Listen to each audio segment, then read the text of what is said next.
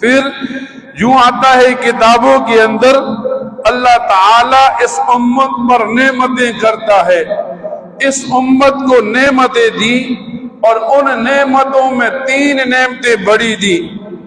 حدیث مبارکہ میں آتا ہے نبی کریم صلی اللہ علیہ وسلم فرماتے ہیں اول ما خلق اللہ العقل، اللہ تعالیٰ نے سب سے پہلے عقل کو پیدا کیا۔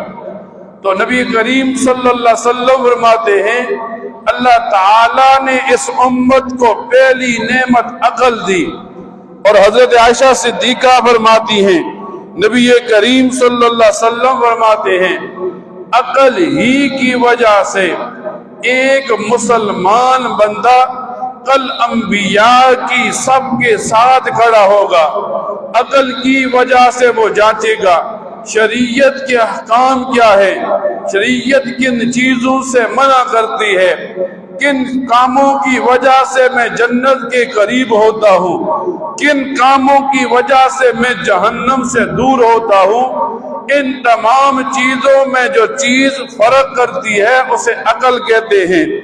پھر نبی کریم صلی اللہ علیہ وسلم کی احادیث علماء فرماتے ہیں اس امت کو جو دوسری بڑی نعمت دی گئی وہ علم ہے۔